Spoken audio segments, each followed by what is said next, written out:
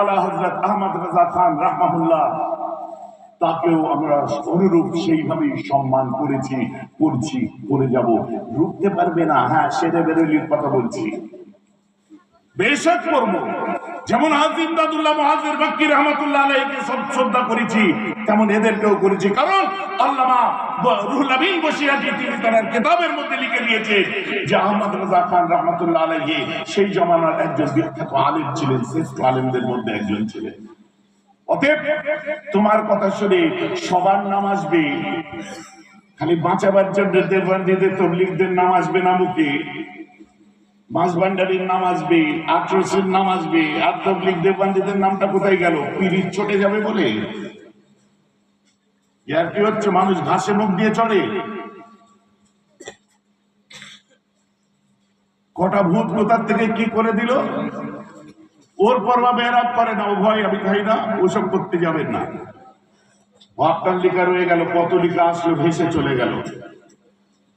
কথাটা আমার বুঝতে পারছেন? আবারও বলে যে কোনো ব্যক্তিগত সমস্যা নয় এটা, আর এটা গায়ে পেতে নেবেন না। আপনি নিজে, আমার ইচ্ছা ছিল বুঝিয়ে দেওয়ার, নিজে পোস্ট করে আমি একটা ভিডিও, খোদার কসম করে বলছি, একটা ভিডিও আমি পোস্ট করে প্রমাণ করতে চলেছিলাম যে আজ থেকে 15 বছর আগে কি বক্তব্য দিতাম। দেখো তখন এসব নতুন নতুন আপনার এইসব বাচ্চা কাচ্চা সব জন্মায়নি বোধহয়, বা জানি না জন্মেছিল, তো ওয়াজ নসিহত কি জিনিস বুঝে না। তো তখন আমি কি ওয়াজ করেছিলাম আজ কেউ গায়ে পেতে দিতে পারে? তো আল্লাহর কি শান, দেখলাম সেই বক্তব্যটাই হুবহু ছাপা হয়েছে, আপনার সম্প্রচার করা হয়েছে, আর তার মধ্যে কিছু রোস্টিং আছে। কোনো ব্যাপার না, আলহামদুলিল্লাহ, হতেই পারে, কারণ বড় মানুষদের নিয়ে রোস্টিং করে, ওরূপ নো প্রবলেম, ওটাকে আমি পাত্তাও দিই না। কিন্তু আমি যে কথাটা বলেছি খণ্ডনের প্রয়োজন আছে, প্রফেসর স্মিথ আর বসওয়াকের কথা ধরে, হ্যাঁ তিনি অশিক্ষিত ছিলেন, এই কথা আমি বলেছি তার কথা অনুযায়ী। কিন্তু এই কথাটা বলা রাসূলের শানে বেয়াদবি। আজ আমি হাজার হাজার মানুষের সামনে ওপেন আল্লাহর দরবারে তওবা করছি, হে আল্লাহ, আমার রাসূলের শানে এই কথাটা আমার বলা উচিত হয়নি, আমি মাফ চাইছি আপনার কাছে।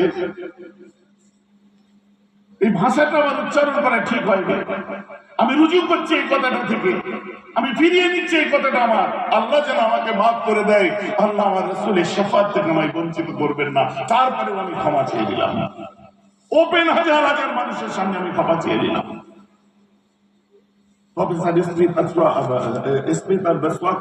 কথা অনুযায়ী তখন স্কুল কলেজের ছেলেদের সঙ্গে আমার একটা সংঘর্ষ চলছিল এই বিষয় নিয়ে যে মুসলিমদের বেশি পড়াশোনা করতে নেই, তাই আপনার রাসূল পাক সাল্লাল্লাহু আলাইহি ওয়াসাল্লামের একটা প্রশ্নের উত্তর ছিল, সেই কথার পরিপ্রেক্ষিতে বলেছিলাম, হ্যাঁ আমার রাসূল অশিক্ষিত ছিলেন, কিন্তু তিনি মহান গ্রন্থের পরে এটা জান্নাত হলো কোরআন। তার কথার পরিপ্রেক্ষিতে আমি এ কথা বলবো না কেটে দিয়েছে ছেটে দিয়েছে, না না, আমি বলেছি সে 12 মিনিট দেন আর 4 ঘন্টা দেন। কথাটা আমার বুঝতে পারছেন তো? হ্যাঁ আমি বলেছি, আমি রুজু করলাম আমার বেয়াদবি ওই কথাটা বলা। আমি এতদিন ধরে মনোকষ্টের মধ্যে ছিলাম যে মানুষ শুনে না গুমরাহ হয় কথাটা শুনে, আজ আমার সুযোগ আল্লাহ করিয়ে দিয়েছে, আমি খালেস দিলে আল্লাহর দরবারে তওবা করছি, আমি মাফ চাইছি। আল্লাহ, এই ভাষাটা রাসূলের ক্ষেত্রে আমার ব্যবহার করা উচিত হয়নি, যদিও বা সে একজন অমুসলমান করেছিল, তার তর্কের বেশি আমি বলেছি, কিন্তু তারপরেও আমার বলা উচিত হয়নি। আল্লাহর দরবারে মাফ চাই, আমার রাসূলের শাফাআতের আশা করি। আমি রুজু করতে, আজ আমি বলছি আমার রাসূল পড়তেন না, লিখতেন না, পড়তে জানতেন না, এই কথায় আমি তারফি দেবো না, নাউযুবিল্লাহ, পড়তে পারতেন না, এই কথা আমি বলতে পারবো না। আমার রাসূলের শানের খেলাফ এটা আমার আকাবেরিনরা বলেননি। একটা জায়গায় দেখিয়ে দিন কোথায় লিখে দিয়েছে, একটা জায়গা দেখিয়ে দিন যে রাসূল জানতেন না, ভাষা ব্যবহার করেছেন। যেটা ব্যবহার করেছেন আমিও করেছি, সেটা খানকাই ভাবে ওনার লেখনির মধ্যে ব্র্যাকেট দিয়ে খানকাই ভাবে সেটা আলোচনা আমরা করতে পারি। কিন্তু যখন আম মজলিসে কিছু আলোচনা করব, অর্ধেকের মানুষ বুঝবেই না, কারণ সবাই ডক্টর শহীদুল্লাহ নয়। আমার কথা বুঝতে পারছেন তো নাকি? সবাই ডক্টর শহীদুল্লাহ নন, প্যারে হাজারান মজলিস। অতএব আমি আমার জায়গা থেকে রুজু করলাম, এটা কথা বলে দিই। আমি একটা লেখাও পড়লাম, যেটা সরাসরি আমার নাম নিয়ে, আপনার বক্তব্য আমার নাম নিয়ে সম্প্রচার হয়েছে। আমার কাছে হোয়াটসঅ্যাপে এখানেই একজন আমাকে লিঙ্ক দিল, পাঠালো, আমি পেলাম। কিছুক্ষণ আমি দেখছিলাম, দুটো লিঙ্ক পেলাম। একটা হচ্ছে সরাসরি আমার নাম নিয়ে, আমি কারো নাম নিয়ে কিছু বলি, কথা বুঝতে পারছেন। দ্বিতীয় লেখা একটা আমার কাছে এসেছে, যার মধ্যে উল্লেখ করা হয়েছে যে আমার বাচ্চা কাচ্চার রুজি রোজগারের ওসিলা হয়তো কেউ হয়েছে। আমার সৌভাগ্য যে আমার বাচ্চাদের রুজি রোজগারের ওসিলা হাফেজে কোরআন হয়েছে। আমার সৌভাগ্য যে আমার বাচ্চাদের মুখের অন্যের ওসিলা অন্য কেউ নয়, তার বাড়ির মানুষ হয়েছে। আমার সৌভাগ্য যে আমার সংসার চালার ওসিলা আমার ঘরের মানুষ হয়েছে।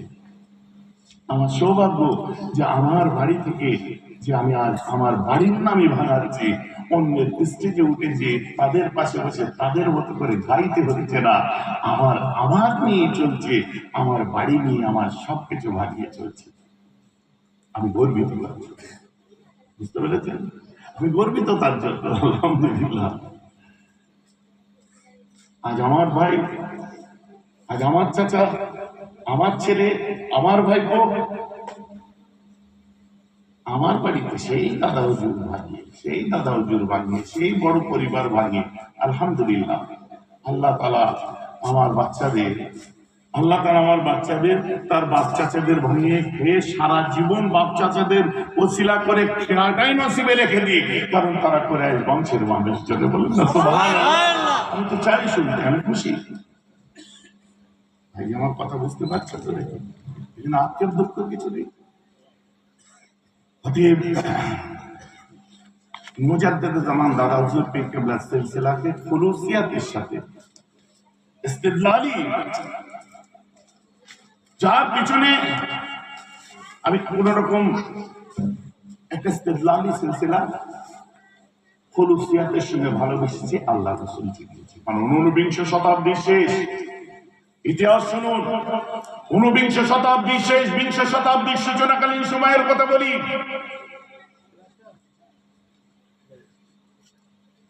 পূর্ব ভারতের মুসলমানদের মধ্যে যখন হাসির দোয়া, কাশির দোয়া শেখার প্রশ্ন আসেনি, নামাজ রোজা শেখার প্রশ্ন আসেনি, বাথরুম যাওয়ার দোয়া শেখার প্রশ্ন আসেনি, পূর্ব ভারতের মুসলমানদের মধ্যে যেদিন ইমানের অস্তিত্বের লড়াই দেখা দিয়েছিল যে আমার আপনার বাপ দাদা ইমান নিয়ে বেঁচে থাকবে না, বেঈমান হয়ে কবরে যাবে। আজ আপনারা শুনুন, খ্রিস্টান মিশনারি, ভ্রান্ত সুফি, লামাজাবি, খন্ড পীর ও ফকিরের প্রভাবে প্রভাবিত হয়ে আমার আপনার বাপ দাদু যখন বেঈমান হয়ে কবরে যাচ্ছিল, যখন নাকি ঘরে আপনার কি বলে সরস্বতী আপনার থানে নিজের বই তুলে রেখে দিত, যখন নাকি বগলের নিচে মূর্তি নিয়ে ঘুরত, যখন নাকি আপনার দুর্গা পুজো চলতো মুসলিম সমাজের মধ্যে, শিখ বেদাত ছেয়ে গেছিল, ওই সময় ওই শিখ বেদাত থেকে, ভ্রান্ত সুফিদের হাত থেকে, খন্ড পীর ও ফকিরদের হাত থেকে, লামাজাবিদের হাত থেকে, খ্রিস্টান মিশনারির হাত থেকে আমাদেরকে বাঁচাবার জন্য যাদের গলায় গলা মিলিয়ে চলছেন, কোন তাবলীগী জামাতের কেউ আসেনি, কোন ওয়াহাবিরা আসেনি, লামাজাবি আসেনি, আহলে হাদিস আসেনি। ওই সময় আমার আপনার পূর্ব ভারতের আমাদের ইমান বাঁচাতে যিনি এসেছিলেন, উনি হলো বঙ্গের বলিষ্ঠ কণ্ঠ মুজাদ্দিদ জামান আবু বকর সিদ্দিকী। জোরে বলুন সুবহানাল্লাহ।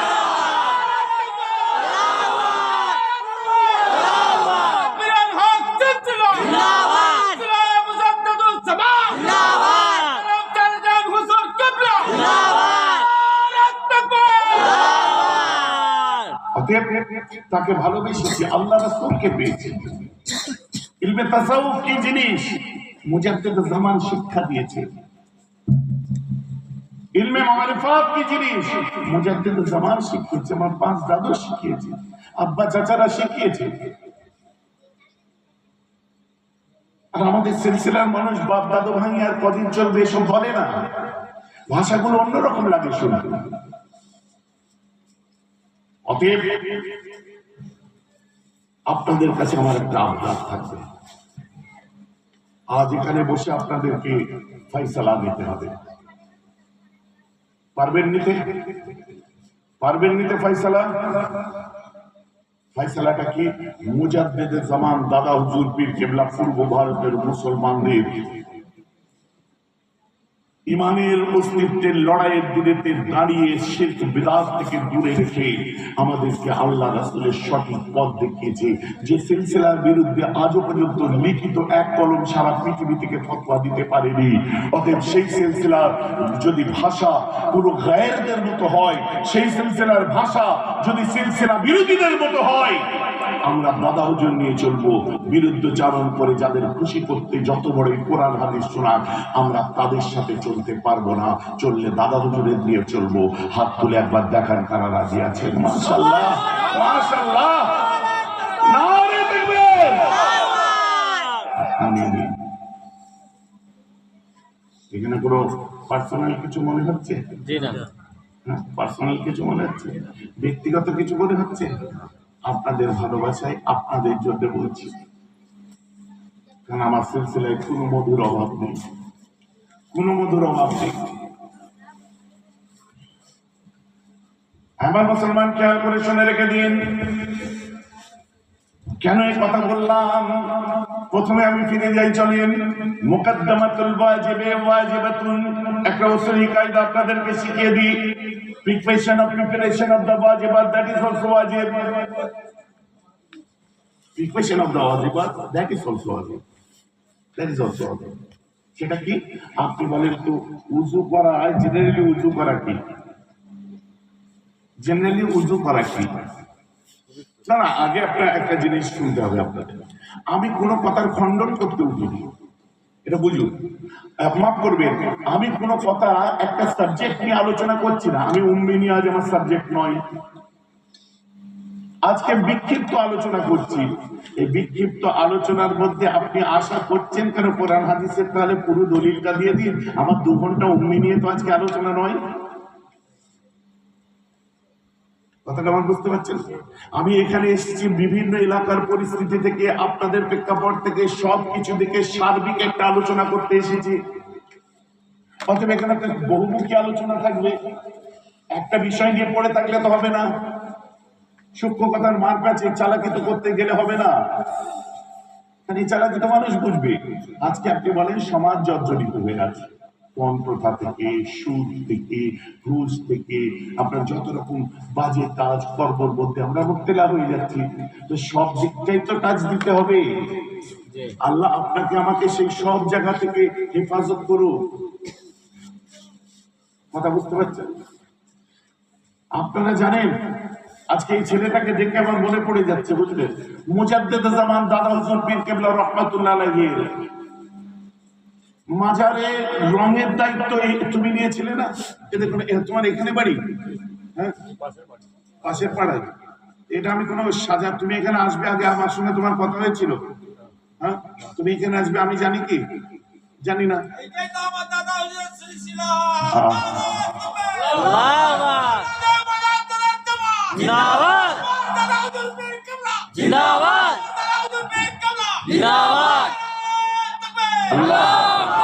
এই ছেলেটা বসে আছে, জিজ্ঞাসা করুন। মুজাদ্দেদুল জামান দাদা হুজুর পীর কেবলা রাহমাতুল্লাহ আলাইহির মাজারের যখন রং কমপ্লিট হয়ে গেল, হয়ে যাওয়ার পর আমি ওকে এসে বলছি যে বাবা, কোন জায়গায় রং বাকি আছে আমাকে একটু বলো। হাকিকাত বলছি, শোনেন। কারণ যে ম্যানেজার দাঁড়িয়ে কাজ করিয়েছে, সে ম্যানেজার একটা খাপ দেখেছিল, আর এই একই খাপ আমি দেখেছিলাম, আর পরে ও আবার খাপ দেখেছিল। আমি বলে দিচ্ছি আজকে সবার সামনে। খাবে দেখছে যে ম্যানেজার সাহেবও দেখছে, আমিও খাব দেখেছি যে মুজাদ্দেদ জামান দাদা হুজুর পীর কেবলাকে স্বপ্ন দেখছি। স্বপ্ন আমি দলিল হিসাবে দাঁড় করাচ্ছি না, জোহালাদেরকে আমি বলছি এটাকে নিয়ে মন্তব্য করবে না। আমি একটা খাবের কথা বলছি। এখন যদি এটাকে নিয়ে প্রশ্ন তোলো, তাহলে আমি খাবের অনেক বড় বড় দলিল দিয়ে দিতে পারি। খাব দেখে অনেক কিছু হয়েছে, আলহামদুলিল্লাহ। সৈয়দ আহমদ বেল্লুবি রহমাতুল্লাহি আলাইহির যে মাশরাব, পূর্ব ভারতে, ভারতবর্ষে যেখানে এসেছে তারা এটার প্রতি সন্দেহ করে না। করে কারা? নাজদি যারা, তারা করে। এবারে বুঝে নিন, সৈয়দ আহমদ বেল্লুবি রহমাতুল্লাহ আলাইহির কোন কোন মাশরাব আমাদের এখানে, কোন নৌকা ধারা চলছে, মাসলা হাল হয়ে যায়। তারা অবিশ্বাস করে না। ও বসে আছে বলে আমি বলছি যে একই স্বপ্ন দেখেছে, কোথায় রং হতে বাকি আছে দেখতে খুঁজে। কেন? মুজাদ্দেদে জামানকে ম্যানেজার সাহেব স্বপ্ন দেখেছে যে কবে কাজ শেষ হবে। আমাকে বলছে ভাইজান কাজ শেষ হয়ে গেছে। আমি না ঠিক করে বল। না ভাইজান কাজ শেষ হয়ে গেছে।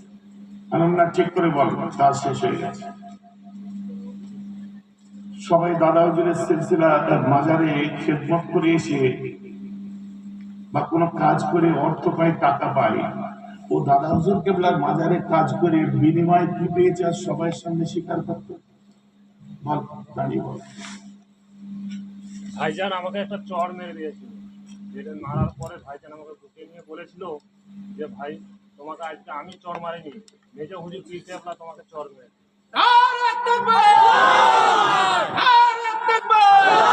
নিজের ভাড়াই দোয়া চায়, এটাও একটা সওয়াবের কাজ। কেউ না বলে ফেলে যে গুনাহ হয়ে যাবে। আমার কথা বুঝতে পারছেন তুমি? আফসোস আমার ভয় হয়েছে লাগে জিদ আলাদা জিনিস। আর এই কথাগুলো এই রাসূল সম্পর্ক নবীজিকে বরাবর ছোট করে এসেছে একটা সম্প্রদায়, নামধারী মুসলমান, নামধারী এই যে ভেগধারী আহলে হাদিস, ভেগধারী আপনার কি বলে ওয়াহাবি, ভেগধারী লামাজাবি, আমার রাসূলকে ছোট করে এসেছে বরাবর। এখন এই নবীকে ছোট করা টাইপের কথা তাদের কাছে গেলে সঙ্গে সঙ্গে এইসব হুজুররা, এইসব মাওলানারা কিছু বললে তারা দল বেঁধে চলে এসে একদম মানে সোশ্যাল মিডিয়া ছাড়া তাদের কাছে কিচ্ছু নেই, সঙ্গে সঙ্গে একদম বাহবা বাহবা বাহবা। আর যে ভাষায় বাহবা দেওয়া হচ্ছে হযরত, কথা বুঝতে পারছেন? এই হযরত কাদের ভাষা আমরা তো বুঝি রে ভাই, বাবা দিয়ে দিচ্ছে। কিন্তু আমার মুজাদ্দেদে জামান এখন যদি এই কথাগুলো কেউ অস্বীকার করে ফেলে, তারা জীবনে আমার রাসূল সম্পর্কে এমন কথা বলে না। কথা বুঝতে পারছেন? তারা জিন্দেগিতে ওলিয়া উলিয়াদের বাজার জিয়ারত করা চলবে না বলে না। ওয়াহাবিদের হাওয়া যদি কোনো মাওলানার গায়ে লেগে যায়, আহলে হাদিসদের বলে ফেলবে। আমার তো ভয় লাগে এটাই যে আমার কাছে মানুষজন এসে পৌঁছাতে পারছে না। অত ফুরফুরাই লোক আসলে আমার দেখতে অসুবিধা হচ্ছে, অতএব নতুন ফতোয়া জারি করে দাও, দেওয়ার পরে দেখবে ফুরফুরাই আপনার জিয়ারতের উদ্দেশ্যে যদি তোমরা দাদা হুজুরের মাঝের জিয়ারতের স্বভাবে উদ্দেশ্য করে যাও তোমাদের গুনাহ হবে। এই কথাটা কেউ কোনদিন বলে না। বগদাদে যদি জিয়ারত করতে যাবে বরকত হাসিলের জন্য, সেখানে ফাতিহা পড়লে, ইখলাস পড়লে, দরুদ পড়বে, সেখানে যে আমার ইউটিউবার ভাই যারা আছে, মিডিয়া পার্সন যারা আছে, আমি প্রত্যেকের কাছে বলবো এই মুহূর্তে যে এটাকে বেরা হুজুরের কারামত, খবরদার এই ধরনের ভাষা লিখে আমায় গালাগাল খাওয়াবে না। এটা একটা বাস্তব, এটা একটা বাস্তব সত্যতা। আর আমার মাশাআল্লাহ এরা আমাকে খুব মহব্বত করে, আমি জানি। তো ওকে আমি একটা চড় মেরেছিলাম, মারার পরে ও স্বপ্নে দেখেছে, আর একই স্বপ্ন আমার ওই ম্যানেজার সাহেব আবার দাদা হুজুরকে ওই রাত্রে দেখেছে যে মুজাদ্দেদে জামান মাজারের মানে সামনে মুখটাই যেন দাঁড়িয়ে আছেন আর ডান দিকে তাকাচ্ছেন, খুব করুণ নজরে তাকাচ্ছেন। আর দরবার থেকে বাড়িয়ে ডান দিকে যে কবরটা একটু দূরে গড়ি দিয়ে ঢুকার সময় বাহাতে পড়ে, ওটা কার কবর? আহা, দাদা হুজুরের আম্মার কবর। আর সত্যি বলছি দাদা হুজুরের আম্মার কবরটা তো কোনো রং হয়নি। কথা বুঝতে পারছেন? তারপরে দেখ আমাদের মনে হলো যে এরকম হুজুর বেরিয়ে এরকম ডান সাইডে একটু মন খারাপ করে তাকিয়ে যে একভাবে তাকিয়ে আছে, মন খারাপ করা আমাদের বোঝার ক্ষমতা নেই। এটাকে ম্যানেজার স্বপ্ন দেখেছিল আর ও দেখেছিল। পরের দিন আমি বাইরে বেরোবার আগে ও দাদা হুজুরের আম্মার কবর রং টং করে একদম সুন্দর করে ফিনিশ করে দিয়েছে। ঠিক আছে, এরা তারপরে আমি ওকে বুকে করে জড়িয়ে ধরে আনলাম, দেখ ব্যাপারটা যা বলার মতো বললো আপনাদের, যে এখানে আমাকে দোষ দিস না, আমার কিছু করার নেই, আমারও মাথা খারাপ হয়ে গেছিল। মানে ব্যাপারটা বুঝতে পারছেন আমি যেটা বোঝাতে চাচ্ছি। তার অনেকদিন পরে স্বপ্নে দেখা গেল মুজাদ্দেদে জামান খুশি হয়ে গৌস পাককে দেখা যাচ্ছে, অনেক আল্লাহর ওলিদেরকে ওইখানে স্বপ্নে দেখা গেছিল খুশি অবস্থায় তারা চাতানে দাঁড়িয়ে গুফতগু করছেন, আলোচনা করছেন। এটা কিন্তু সাজানো গোছানো কিচ্ছু ব্যাপার না। ও এখানে আসবে আমি জানিও না, আর ওর এই পাশে বাড়ি আমি তাও জানি। আমি জানি এদিকেই কোনো না কোনো জায়গায় বাড়ি হবে। ঘটনাটা মুজাদ্দেদ জামানের যে কতটা সহি কতটা হক আমি জানি, এটা শোনার পরে অনেকে আপনার উল্টোপাল্টা কমেন্ট করবে, কিন্তু আগে বললাম সৈয়দ আহমদ বেরলভী রহমতুল্লাহ আলাইহি যে মাশরাব, ওই মাশরাবের মানুষেরা কোনোদিন উল্টো কমেন্ট করবে না, কারণ খাবের গুরুত্ব নিশ্চয়ই তারা জানেন, কারণ তারা আলেম ওলামা। কথাটা বুঝতে পারছেন? যেটা হুকুম নয়, এটা থেকে ফতোয়া দিচ্ছি না, এটা থেকে কিছু নেই, ফজিলতের জন্য একটু এরকম আল্লাহর ওলিদের স্বপ্ন দেখেছে, সেই স্বপ্নটা শোনানো। এবারে যদি বলেন কেন শোনালেন, তোমার জন্য নয়, তুমি শোনো না, কিন্তু এদের জন্য শুনতে ভালো লেগেছে যে এরা দাদা হুজুরকে ভালোবাসেন, তাই বললাম। বলেন সুবহানাল্লাহ। এবারে যদি বলেন রুয়ায়ে সাদেকা কাকে বলে, যদি ওর মধ্যে আপনি ঢোকেন তাহলে কিন্তু অনেক গভীর, অনেক ভিতরে যে আলোচনা করা যায়। একজন কোন সময় কারা কাকে স্বপ্ন দেখেছিল অনেক দূরে যায়, যাক আমি যাচ্ছি না ওদিকে। আমার মুসলমান, আমার বক্তব্য ওই জায়গায়, উযু করা হচ্ছে সুন্নাত, হর হালে উযু করা হচ্ছে সুন্নাত। এবার আপনারা বলুন, নফল নামাজ পড়া কি ফরজ?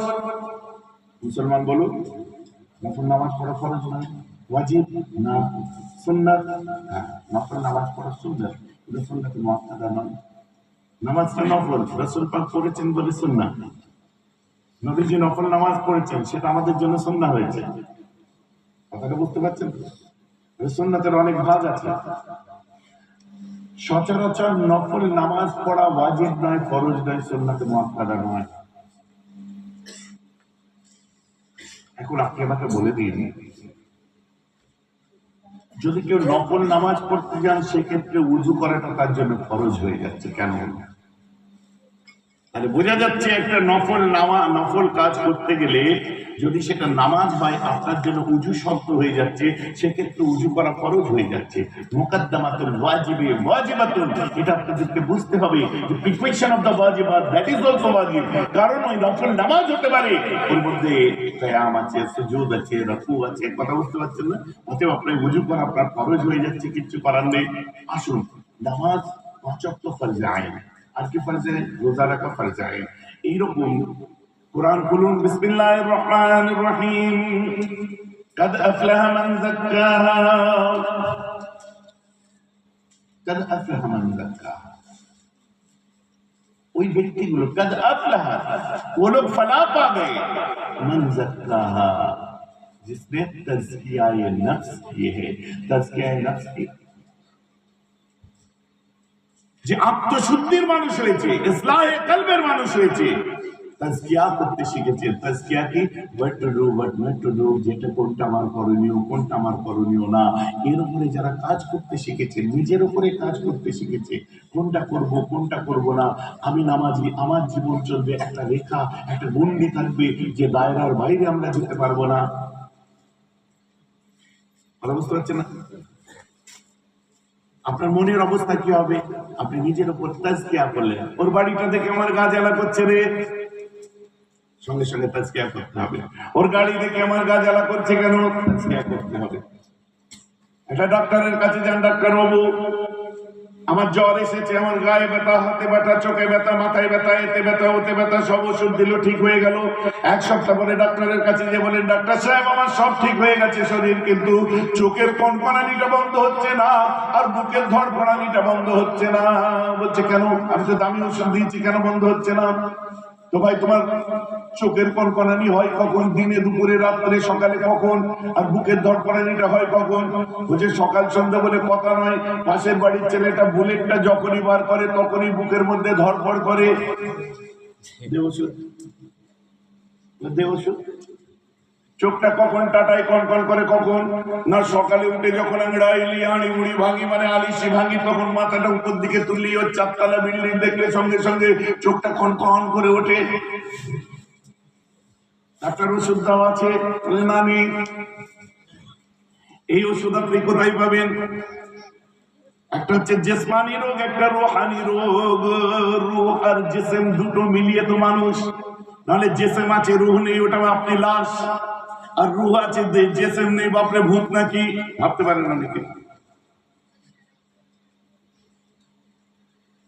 কি হবে এখন? জিসমের রোগ জ্বর এসছে গায়ে, যাবতীয় যা কিছু জিসেমের রোগ, ডাক্তারের কাছে যান, ওষুধ দিলে ঠিক হয়ে যাবে। কিন্তু আপনার মনটা যে নোংরা হয়ে আছে, বোখারি খুলুন, মানুষের শরীরের মধ্যে একটা গোস্তের টুকরা আছে, ওটা পরিষ্কার পরিচ্ছন্ন থাকলে গোটা মানুষটা পরিষ্কার পরিচ্ছন্ন, ওটা যখন নোংরা হয়ে যায় গোটা মানুষটা নোংরা হয়ে যায়। আলা ইন্না ফিল জাসদি মুদগাতুন ইন সালাহা সালাহাল জাসদ কুল্লুহু ইন ফাসাদাত ফাসাদাল জাসদ কুল্লুহু আলা ওয়াহিহি। ওটাকে কলব বলা হয়। তো কলব নোংরা, গোটা শরীরটা নোংরা হয়েছে। কলব পরিষ্কার, গোটা শরীর পরিষ্কার হবে। আল্লাহ রাসূল বলছেন, ইন্নাল মুমিনা ইযা আযনাবা কানাত মুত্তাকুন সাওদাউ ফি কলবি। একটা মানুষ যখন গুনাহ করে, পাপ করে, তার কলবের মধ্যে কালো দাগ পড়ে, আবার গুনাহ করে, আবার কালো দাগ পড়ে, আবার গুনাহ করে, আবার কালো দাগ পড়ে, এক পর্যায়ে তার কলবটা পুরো কালো সিয়া হয়ে যায়। তখন কি করবে? ফাইনতাবা ওয়াস্তাগফারা সুকিনা কলবুহু, তওবা করো, সাথে সাথে ইস্তিগফার করো, আবার তোমার কলবটা পরিষ্কার হয়ে যাবে। বলুন সুবহানাল্লাহ। ভাই যে আমার বক্তব্য আপনারা বুঝতে পারছেন? খুব শরীরটা গন্ডগোল বলে একটু ধীরে ধীরে বলছি, আপনাদের বিরক্ত লাগছে না তো? আমার ছুটে আসা কেবলমাত্র মহাব্বতে, কিন্তু খালি এই সব ছেলেদের মহাব্বত।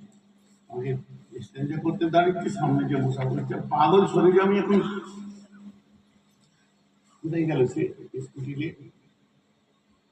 স্কুটি গেল কোথায় গেল?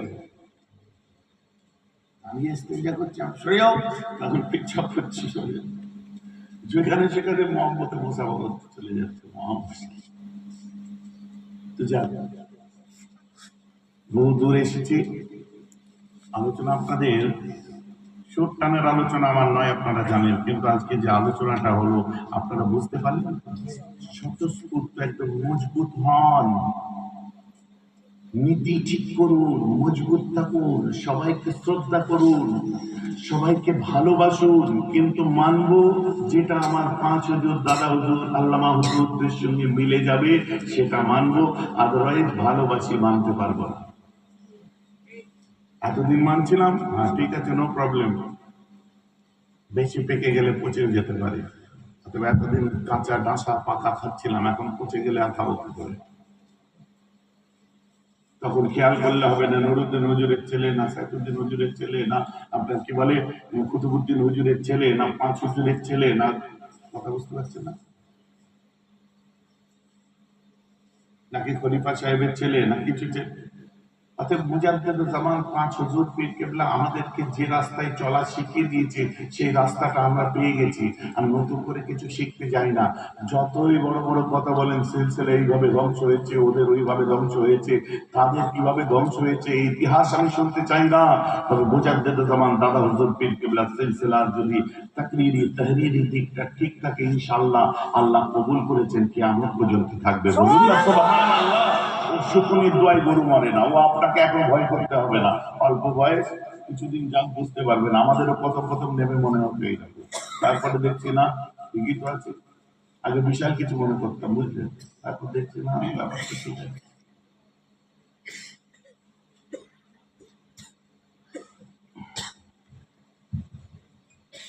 আমার মুসলমান, দুঃখ নেবেন না, কষ্ট নেবেন না। আমার তো আবার সাদা সুমন্দির পুষে রাখা নেই, আর হাসছি বাইরের থেকে থেকে এমন একটা কথা বলে নিয়েছে বলি, সত্যি তাই।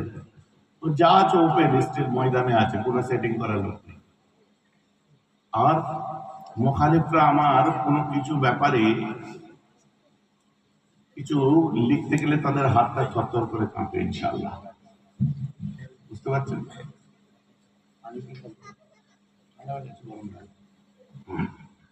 এবার আসুন, তাহলে তাজকিয়ায়ে নফস করা হচ্ছে ফরজে আইন। এই তাজকিয়ায়ে নফস যেমন 5 ওয়াক্ত নামাজ, তেমন তাজকিয়ায়ে নফস করা হচ্ছে ফরজে আইন। তাই বলছি কাদ আফলাহা মান যাক্কাহা। প্রথমে কি হলো? ওই ব্যক্তি কামিয়াব হয়েছে যে তাজকিয়ায়ে নফস করতে পেরেছে। তারপর ওয়া যাকারা ইসমা রাব্বিহি, এবং সে তার রবের জিকির করেছে। রবের শুধু জিকির নয়, ইসমা রাব্বিহি, রবের নামের জিকির করেছে। বলুন সুবহানাল্লাহ। আমরা করি তাই ইল্লাল্লাহ ইল্লাল্লাহ করি। তারপর কি বলছে? ফাসাল্লাহ, ফির সে নামাজ পড়েছে। তো পার্ট বাই পার্ট, সব দেখুন পার্ট বাই পার্ট আমাদের কাছে আমরা সব দিয়েছেন। আর যে জিনিস দিয়েছেন আল্লাহ তাআলা বলছেন হাবিব, আমি আপনাকে যা পড়িয়েছি জিন্দগিতে কোনোদিন ভুলবেন না। বলেন না সুবহানাল্লাহ। একবার যারা মূল নীতি ধরে নিয়েছে, সেই যত বড়ই আকাশ থেকে হিরো নেবে ওইসব আমরাও ভুলি না, আমরা ওটাই ধরে থাকি। বুঝতে পারছেন? আমার রসুল শিখবেন, লিখবেন, পড়বেন, এইসব মাথায় ঢোকে না আমার, বুঝলেন? কারণ আমার রসুল নিজের মুখে যেটা বলেছে ওটাই আমার দলিল। কি বলি? তুমি আল্লেমান, আমি পৃথিবীর বুকে ছাত্র হিসাবে নয়, আমি মুহাম্মদ সাল্লাল্লাহু আলাইহি ওয়াসাল্লাম, আমি উস্তাদ হিসাবে এসেছি। বলুন না সুবহানাল্লাহ।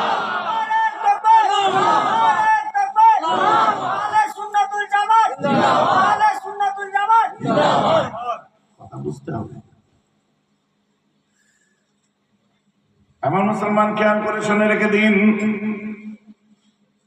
তিনি আমাদের কাছে যে শিক্ষা, আমাদের উস্তাদ যে শিক্ষা দিয়েছে যথেষ্ট। আমাদের নতুন করে বুঝতে হবে না, এখন বরং নতুন করে লাগুন, বরং এখন ইমেজকে বাঁচিয়ে রাখার জন্য আমাদের মুখালেফগুলোর কিছুদিন বিরোধিতা করুন, নাহলে সিলসিলার মানুষেরা আর নেবে না, ছুঁড়ে ফেলে দেবে। বড় ভাইয়ের বা সিনিয়র বক্তা হিসাবে এই যুক্তিটা নিন। এখন 2, 10, 5টা 20টা পর্ব, 20টা আপনার বক্তব্য, শুধু মুখালেফদের ঝাড় দিন আর সিলসিলার পক্ষে তৈরি করুন। তা নাহলে এই যুক্তিটা রাখুন, আপনাদের ভালোর জন্য বলছি। তবে যদি সিলসিলার মানুষেরা আবার গ্রহণ করে।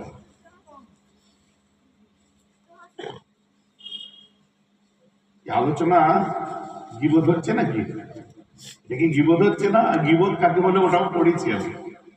গঠনমূলক আলোচনা করছি, মানুষকে মজবুতি দেওয়ার জন্য সাহাবায়ে কেরামরা যে আলোচনা করেছিলেন সেই আলোচনাই করছি। আব্দুল্লাহ বিন উবাইয়ের বিরুদ্ধে যে ধরনের আলোচনা হয়েছিল, মুনাফিকিনদের বিরুদ্ধে যেভাবে আলোচনা হয়েছিল,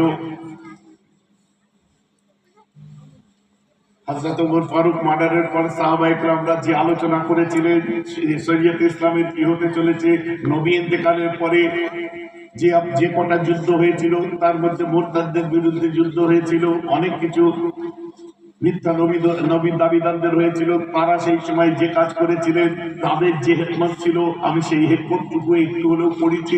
সেই হিকমতে বলছি, ব্যক্তিগত আক্রোশ আমার নেই, এখানে গীবত গিলা করে লাভ নেই। আমি কারো নামও নিই না, আমি মুতলাকান বলি মৌলানা, বলি সাহেব, হুজুর সাহেব, হযরতজি সাহেব, যে সাহেব হাওড়ার হোক, হুগলির হোক, ভাঙড়ের হোক, বাঁকুড়ার হোক, কথা বুঝতে পারছি, বরাবরই কথা বলেছি। কি গো, আমি বলিনি? বহু এমন এতিমখানা দেখতে পাই, দূরবীন নিয়ে খুঁজলেও একটা এতিম দেখা যায় না। কেউ যদি গায়ে পেতে নেয়, আমার কিছু করার আছে? কেন আমি বলিনি মুখে দাদা হুজুর আর দিলের মধ্যে আমাদের বলবনি, সেই কন্ট্রোভার্সি তৈরি হয়েছিল। মুখে দাদা হুজুর আর মনে একটা কি বলেছিলাম, আমাকে মনে নেই আমার। এটা যদি কেউ গায়ে পেতে নেয়, আমার কিছু করার আছে? আজকের বক্তব্য যদি কেউ গায়ে পেতে নেয়, কিছু করার আছে? কারণ আমার পরিষ্কার হিসাব, পরিষ্কার ভাষা, যে আমি কারো বিরুদ্ধে ব্যক্তিগত ছোট কাজ করি না। আমি যে কথাটা বলি সার্বিক বলি, সবার জন্য বলি। এই রাত জেগে ঠান্ডার দিনে হাজার হাজার মানুষ এমনি আপনারা বসে নেই।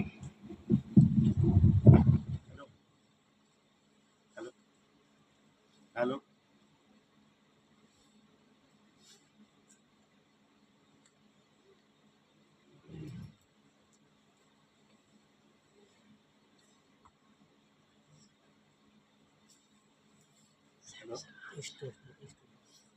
হ্যাঁ হ্যাঁ, আমি ভেবেই আপনাকে ফোন করছি। ঠিক আছে, হ্যাঁ হ্যাঁ হ্যাঁ হ্যাঁ।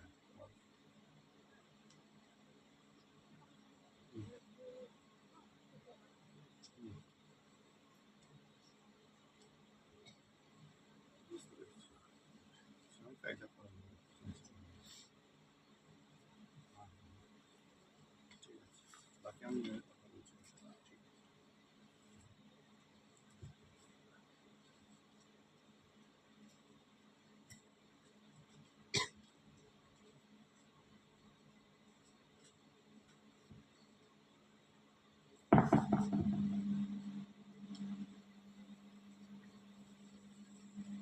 এটা কি করেছে? ছেলেরা করে আমার খরচা হবে তাদের সহ্য হয় না।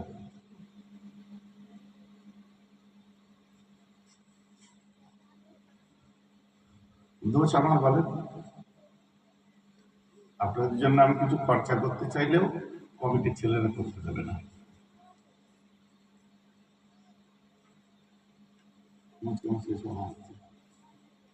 আল্লাহদের হায়াত দারাজ বলুন আমি। অলরেডি এরা বোধহয় অনেকগুলো জেলার সঙ্গেও জুড়ে গেছে, তাই না?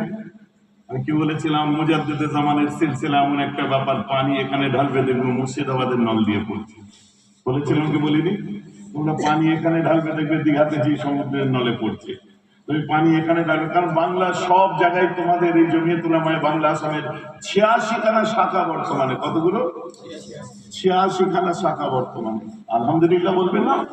কোন জেলায় কোথায় তোমাদের লোক পাবে না আলহামদুলিল্লাহ। যাই হোক, চলুন যেটা বলছিলাম, আচ্ছা শেষ করে দিই। আর রাত জেগে লাভ নেই। কটা বাজে? আল্লাহ, হ্যাঁ গো, এতক্ষণ বসে আছেন আপনারা 2 ঘন্টা ধরে। সারা বলবো আমার কলিজারে, আমার জানবে, আমার শোনাবে। জ্বর গায়ে বলছি আমি, কিন্তু আমি প্রথমে বলিনি, নার্ভাস হয়ে গেলে, ওপেস হয়ে গেলে। হুজুর এসে বাহানা ঝেড়ে দিল না, বাহানা ঝাড়ি না। কারণ আমার একটা অভ্যেস, লাল চোখ কারো পরোয়া করি না, আর কোনো কিছু করলে একদম ডাইরেক্ট চোখে চোখ রেখে তারপর প্রতিবাদ করি, চোখে চোখ রেখে কথা বলি। আর এই যে ময়দানে নেমে স্টেজে বসে শরীর খারাপ, এই খারাপ, ওইটাও সব স্টেজ শেষ হওয়ার পরে দেখা যায়।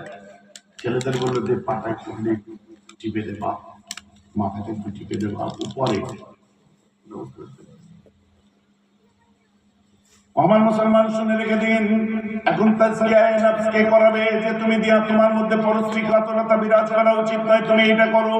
তোমাকে তোমার মধ্যে জোহদকে গিয়ে জোহদের প্রয়োজন আছে, আজিজ ইনকিসারের প্রয়োজন আছে, ভদ্রতার প্রয়োজন আছে। কোন মাকামে থাকবে, কে শেখাবে? তোমার এই হালটা এমন হওয়া দরকার, সারাদিনে এতবার তওবা করো, 100 বার মিনিমাম তওবা করো। সারাদিনের মধ্যে সূরা ইখলাস তুমি 10 বার পাঠ করো। এই সমস্ত যে ভালো ভালো দিক, বেশি বেশি করে মনের মধ্যে শয়তানি দাগাবাজি আসছে, দাগা দিচ্ছে শয়তান, তুমি বেশি বেশি করে আউযু বিল্লাহি মিনাশ শাইতানির রাজীম এটা পড়তে থাকো, এগুলো পড়তে থাকো। এই শিক্ষাগুলো আপনাদেরকে কে দেবে? দুনিয়ার জমিনে হিংসা দূর করার জন্য, পরশ্রীকাতরতা দূর করার জন্য। গো মুসলমান, তোমার দুঃখ সুখ করার টাইম নেই। অপরের সুখ দেখে তোমার দুঃখে বুক পেটে যাচ্ছে। তোমার মধ্যে গুণ, খসরত, খাসায়েলে হাইওয়ানি এসে গেছে, জীবজন্তুর খসরত এসে গেছে। এই খাসায়েলে হাইওয়ানি গুলো দূর করবো কি করে? তোমার মাথা গরম হয়ে যাচ্ছে, রাত বেড়ে যাচ্ছে, কি করে এগুলো দূর করবে? তুমি কোনো কারোর সঙ্গে কথা বলতে গেলে তোমার মুখের ভাষা ঠিক থাকছে না, কি করে তুমি হাফিজুল লিসান হতে পারবে? বুঝতে পারছেন তো নাকি? তোমার চলাফেরা, ওঠা বসা, তাহজিব তামাদ্দুন সবকিছু শিক্ষাটা তোমাকে একজন দেবে, যে তাজকিয়া করাবে। তাজকিয়া করা হচ্ছে ফরজে আইন। বুঝতে পারছেন? তাজকিয়ায়ে নফস করা হচ্ছে ফরজে আইন, কিন্তু তাজকিয়ায়ে নফস করার জন্য একজনের কাছে যেতে হবে। এই ফরজটাকে পালনের জন্য যার কাছে যাবে, মুকাদ্দামাতুল ওয়াজিবি ওয়াজিবাতুন। এই ফরজটা করার জন্য যার কাছে টিউশন নেবে, তার কাছে যাওয়াটাও তোমার ওয়াজিব। বলেন না সুবহানাল্লাহ। দ্যাটস ওয়াই আমরা বলি পীর ধরা ওয়াজিব। কেন বলি বুঝতে পারছেন? তাজকিয়ায়ে নফস করা যদি ফরজ আইন হয়, একজনের কাছে আপনাকে যেতে হবে, যে আপনাকে এই ট্রেনিংটা দেবে। এবার তাকে আপনি মাস্টার মশাই বলুন, আমার আপত্তি নেই। আলে হাদিসরা তাকে শায়েখ বলে, ওই আমার দিদা বিনবাজ, শায়েখ সাহেবের, এই টিভির ডাক্তার আছে না, তারা ওকে শায়েখ বলে, যার কাছে শিখছে। কেউ তাকে মাস্টার মশাই বলে, কেউ বস বলে, কেউ প্রফেসর বলে, কেউ গুরুদেব বলে, কেউ গুরুজি বলে, কোরআনের ভাষায় মুর্শিদ বলে, কোরআনের ভাষায় উলিল আমর বলে, কোরআনে আপনার কি বলে, ওটাকে ফার্সি ভাষায় বলা হয় পীর। তোমরা যেটাকে শায়েখ বলছো, আমরা ওটাকে পীর বলছি। বলেন না সুবহানাল্লাহ। একজনের কাছে তোমার উস্তাদ ধরতেই হবে, শিখতেই হবে এগুলো। এটা শেখা তোমার জন্য ওয়াজিব, নাহলে ফরজে আইন কি করে তোমার পালন হবে? একটা জায়গায় তোমার যেতে হবে, ওখানে যাওয়াটা তোমার জন্য ওয়াজিব। দ্যাটস ওয়াই আমরা বলি পীর ধরা ওয়াজিব, শায়েখ ধরা ওয়াজিব, উস্তাদ ধরা ওয়াজিব। যেহেতু তাজকিয়ায়ে নফস করা ফরজে আইন, এটা ছেড়ে গেলে নামাজ বোঝা হবে না। তরিকাটা শিখে দেবে কারোর কাছে, এই তার কাছে যাওয়াটা তোমার ওয়াজিব। ভাইজান আমার কথা বুঝতে পারছেন তো দেখি? আপনি চিন্তা করুন, আপনারা শুনেছেন আল্লামা তাহের সাহেব রহমাতুল্লাহ, তারও উস্তাদ ছিল কে? আসাদ মাদানী সাহেব রহমাতুল্লাহ, প্রায় এসেছেন। তার সাহেব কে ছিল? হোসেন আহমদ মাদানী সাহেব। কথা বুঝতে পারছেন? যেমন বেরেলিদের মধ্যে বড় বড় আলিম আমারা, তাদেরও শাহেকের শাহেক ছিলেন। যেমন ফুরফুরারও শাহেকের শাহেক ছিল। ওকে পীরি মুরিদিটা শুধু আমাদের মধ্যে নয়, সবার মধ্যেই আছে। একটু পীড়িত হয়ে গেছিল। বর্তমানে যে নিজেদের মধ্যে আমাদের সিলসিলার মোল্লা মলি সাহেবের মধ্যে কিছু যেমন চলছে, এখন ওদের মধ্যেও চলছে। এই দুটো পক্ষের মধ্যে একটা পক্ষ নিজেরা ওলামারা, আলেম ওলামারা যেটাকে ধরে নিয়েছে, ব্যাস এটার মধ্যে দিয়েই দেখুন সেম দ্বন্দ্ব তাদের মধ্যে চলছে, এতদিন আমাদের সঙ্গে যে দ্বন্দ্বটা ছিল। তবে আমি বলবো, আলেম ওলামাদের মধ্যে যতই দ্বন্দ্ব হবে ততই আল্লাহ রহমত বাড়বে। কিন্তু মাথায় রাখতে হবে, গাছের গোড়ায় গরম পানি ঢালা ওয়াহাবিদের মতো কথা বলা, তবলিগীদের মতো কথা বললে হবে।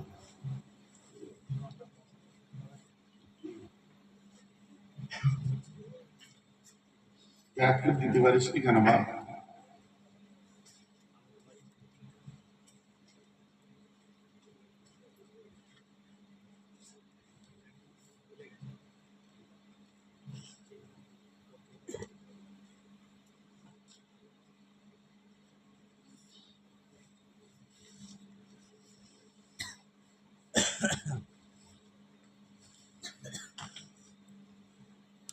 আমিও বুঝতে পারছি না কি বলতে চাচ্ছে আপনারা।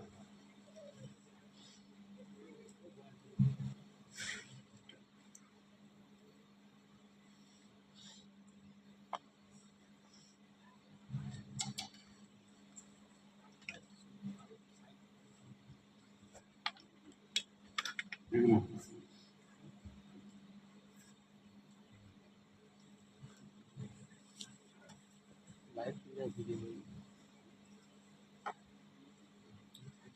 আমি এই ওয়াজগুলোই তো আজকে কবুল করি। মুজাদ্দেদ যদি হয়ে থাকে প্রাকৃতিক নিয়মে হয়েছে, আল্লাহর নিয়মে নয়। কথা বুঝতে পারছি? এগুলোই তো আলোচনা করছিলাম আমি। মানে এনার কথা অনুযায়ী যত মুজাদ্দেদ এসেছে, সৈয়দ আহমদ বেলুবি থেকে আরম্ভ করে, মুজাদ্দেদ আল-কিসানি থেকে আরম্ভ করে, মানে বুঝতে পারছো তো কি আলোচনা। এরই উপরে আমার আলোচনা এতক্ষণ চলছে।